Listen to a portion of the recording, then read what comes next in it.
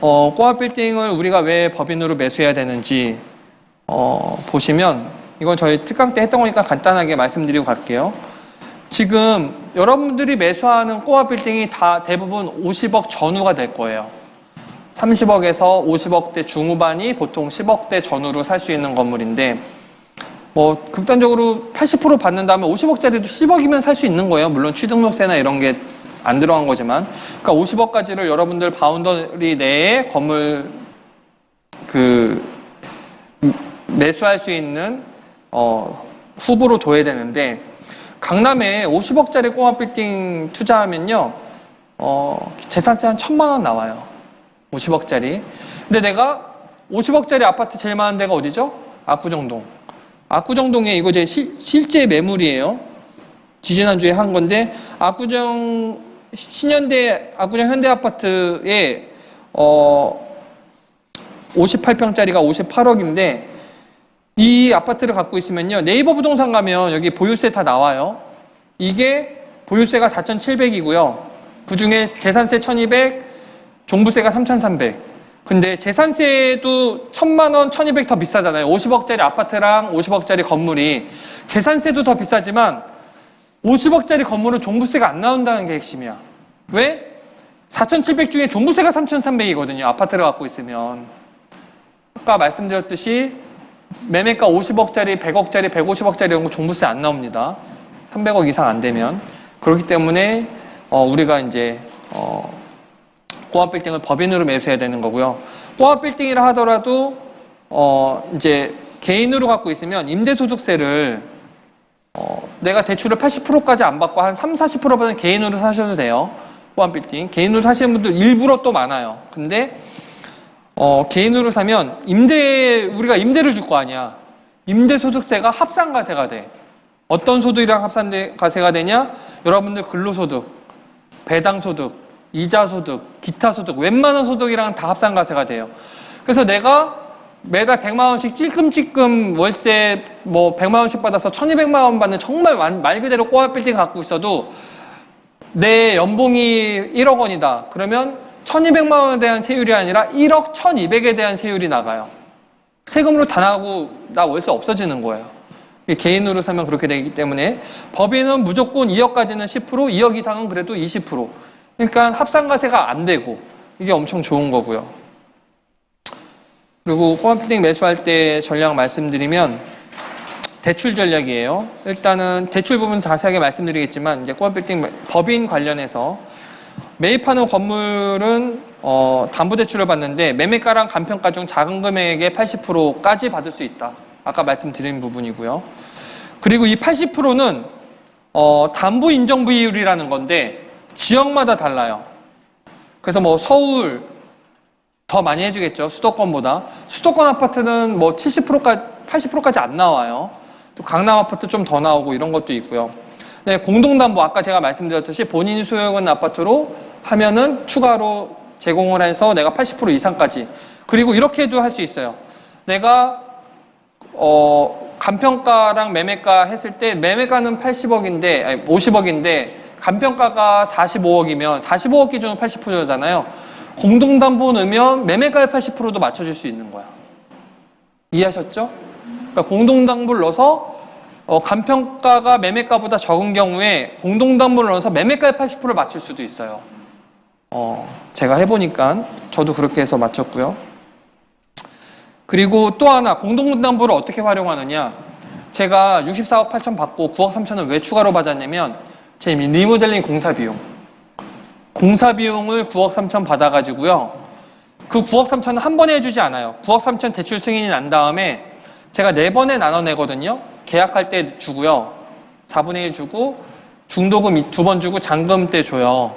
근데 그 4번을 이제 9억 3천 중에 9억 3천이 대출 승인 금액인데 만약에 이것도 이제 꿀팁인데 만약에 대출 공사비가 10억이다. 공동담보 가치가 10억이어도 10억을 안 해줘요. 공사비의 80%까지 해줘. 이건 무슨 의미냐? 건축주 네가 공사비의 20% 내라. 근데 여러분들 이제 일기이기 때문에 제가 하나 오픈하면, 이게 우리 은행 지점장한테 들어가면 안 되는데, 제 공사비 견적이 9억 6천이 나왔어요. 근데 저희 시공사에서 12억짜리 견적서를 뽑아준 거예요. 그래서 그걸 은행에 냈지. 그건 은행 대출용이고, 저는 9억 6천짜리 견적서를 갖고 있죠. 그래서 건물 공사비의 100%를 저는 은행 돈으로 하죠. 근데 이거는 원래 오픈 안 하려고 그러다가 오픈하는 건데, 사실은 은행 그 지점장이랑 워낙 친해서 제가 뭐 말해도 상관없지만 굳이 말 안 하는 거고, 너무 얍삽해 보이잖아, 사람이. 그리고 또 하나는 뭐 여러 가지가 이유가 있지만 그렇게 했어요, 여러분. 그런 방법도 있다. 제가 마지막에 말씀드린 이제 건물 컨설팅을 말씀드릴 건데, 이런 거 어디서도 알려주지 않고, 사실은 제가 개발해낸 방법이야, 이런 게 다. 누구한테 배워서 한 게 아니야, 저는. 제가 그 지점장님이랑 얘기하고 시공사랑 얘기하다가, 그러면 이게 어떻게 되냐? 오픈한 김에 다 오픈해요? 네. 알겠어요, 일단. 그러면 12억에 냈잖아요. 그러면은 이거를 4번에 나눠준다고 그랬잖아요. 그 시공 계획표까지 다 받아요. 견적서랑. 몇 월 며칠 날 4번에 언제 주는지까지 다 나와. 그래서 은행에서 9억 6천 제가 승인받으면 어떻게 주냐면, 만약에 1차 금액이 4억 원이다. 2억 원이다. 그러면 1차로 시공사에 내야 될 돈이 2억 원이면 은행에서는요, 28에 16, 1억 6천이 시공사로 입금이 돼요. 우리도 건물 대출 받을 때 매도인한테 은행에서 대출이 입금되잖아요. 똑같아. 1억 6천이 저한테 들어와서 제가 그 시공사에 주는 게 아니야. 1억 6천은 저희 시공사에 주고요. 그 계좌번호까지 다 있는 거 은행 서류 들어와야 대출 실행이 돼요. 그리고 4천만 원은 제가 시공사에 넣어야 돼. 근데 사실은 제가 넣을 필요가 있어요, 없어요? 없잖아. 근데 안 넣으면 안 돼. 왜? 은행에선 저 같은 얍삽한 사람들을 대비해서 이 2억 원에 대해서 그 세금 계산서 끄는 거를 은행에 보내줘야 돼. 은행에서 1억 6천 넣었지만 2억 원에 대한 세금 계산서 끊었다는 거, 이거 확 빼도 박도 못한 거잖아. 내가 4천만 원 안 넣으면 세금 계산서가 2억짜리가 안 나오잖아. 그래서 저도 4천만 원을 넣어요. 그리고 2억 원 세금 계산서 끈 것까지 은행에 들어가야 돼. 그래야 4차가 다 완성돼. 그러면 최종적으로는 저랑 은행 돈 합쳐서 12억이 시공사에 들어가죠? 페이백 이런 게 또 있어요. 이거는 근데 여러분들한테 제가 좀 조심스러운 게 뭐냐면, 은행이 알면도 안 되지만 시공사가 다 이걸 해주는 것도 아니야. 이런 거 얘기하면 그 무슨 불법 막 벌 길길 뛰는 사람들도 있어. 그리고 사실 그렇게 하면 안 돼. 또 저 같은 선수들만 이런 거 선수 쓰는 방법 너무 많아. 제가 지금 오픈 못하고 입이 근질한 게 또 많아요. 근데 이걸 내가 다 오픈할 수 없어. 왜냐면 정보가 아까워서라기보다는 제 입장도 있는 거예요, 사실은. 이게 만약에 흘러가서 최 대표가 그렇게, 이게 여러분들 아무 생각 없이 그 사람도 해주는데 그러면 이게 억울해서 이 바닥이 좁기 때문에 막 은행에 들어가고 시공사 들어가고 그러면, 저는 여러분들 위해서 한 거지만 생각 없는 수강생 몇 명이 저를 파는 순간 저는 또 이 전략 쓸 수 없게 돼. 그럼 굳이 내가 내가 그냥 이거 RTI 알려주고 뭐 NI 알려주면 되는데 굳이 내가 이런 거 왜 알려줘야 되나? 제 입장은 또 그럴 수 있어요. 그러니까 여러분들이 또 이제 그래도 저는 제 강의 들어보신 분들 다 알겠지만, 제가 손해 난다 하더라도 여러분들한테 꼭 알려주고 싶으면 알려줘야지 성격이 좀 풀리는 스타일이야. 근데 그 부분은 제가 잘 조절해서 말씀드릴 거고요.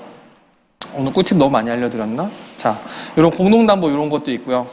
그리고 공동담보뿐만 아니라 만약에 건물 사시는 매수자가 뭐 3대 로펌 변호사다, 대표 변호사다, 아니면 개인 사업 소득이 너무 높은 의사다, 뭐 이런 분들은 조금 시용도에 따라서 공동담보 없어도 더 나오는 경우도 있어요.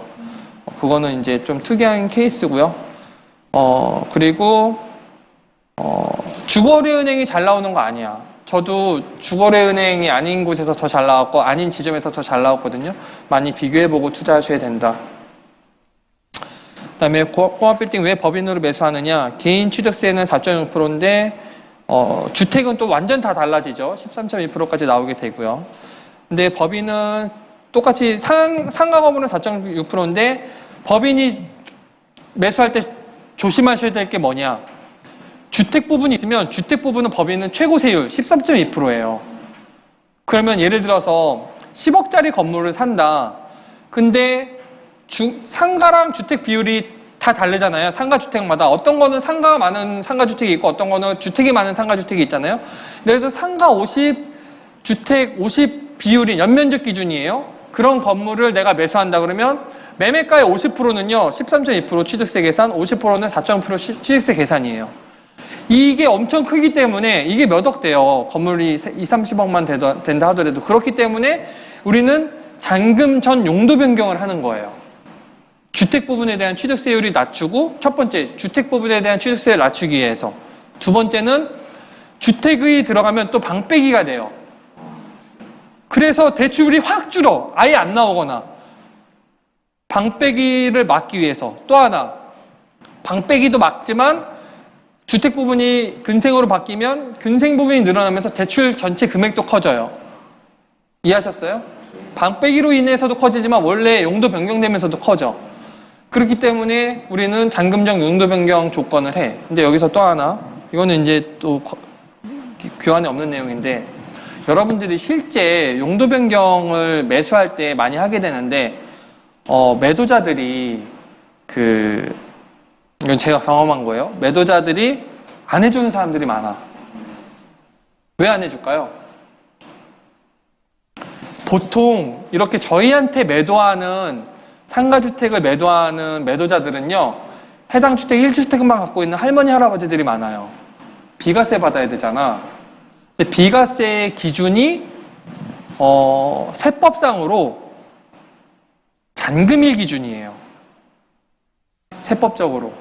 그러면 이 사람들은 우리한테 용도 변경을 해주는 순간 잔금 때는 자기는 주택을 파는 게 아니라 저희한테 상가를 파는 거잖아요. 그럼 비과세 못 받을 거라고 걱정하는 분들이 너무 많아요. 세법적으로 그렇게 나와 있고. 그래서 그 양도 차익이 그 사람들한테는 엄청나잖아. 30억짜리, 40억짜리 건물 그 사람들 뭐 1, 2억에 샀어요. 20년 전에, 15년 전에. 7천만 원에 사신 분들도 있고. 양도 차익 30억에 이걸 비과세 못 받으면 세금이 20억이 왔다 갔다 하는 문제야. 근데 그거를 우리한테 쉽게 해줄까요? 안 해줄 수 있어. 근데 우리가 왜 합법적으로 요구하느냐? 세법적으로 그분들 말이 맞는데, 대법원 판례에 보면 양도세 계산은 잔금일 기준이 아니라 계약일 기준으로 한다는 대법원 판례가 있어요. 그걸 가지고 다 용도 변경을 해주는 거야. 계약 때는 주택이었잖아. 용도 변경 우리 안 하는 거니까 잔금 때 용도 변경이 되는 거잖아요. 그러니까 이거는 해주는 거야. 근데 그러면 뭐 중개사 네가 책임지고 해 막 이럴 수 있어. 그럼 중개사들이 또 천에 하나 만에 하나 막 쪼는 사람들이 있어. 그러니까 이거 또 중개사도 중요해. 근데 팩트는 뭐냐? 세법적으로는 잔금일 기준이에요. 주택의 양도세 기준은. 그래서 그 사람들이 말하는 것도 이해를 해. 그 할머니, 할아버지 그 양도세 혜택이 엄청 크기 때문에. 근데 우리는 매수하는 입장에서는 대법원 판례 기준으로 양도세 비과세 기준은 계약일 기준이라는 대법원 판례가 있다라고 해서 다 그렇게 해요. 그거를 매도자를 설득하는 거 여러분이 하는 게 아니야. 중개사가 하는 거예요. 그러니까 그거를 대부분 중개사들이 그걸 알기 때문에 건물 중개하시는 분들은 그렇게 하지만 이제 그런 이슈 때문에 힘들어질 때 이런 거를 활용하시면 돼요. 잔금일 기준, 계약일 기준 이거 세법적으로 그 대법원 판례에 다 나와 있는 거기 때문에 양도세 이거 다른 건 아까 다 봤고요.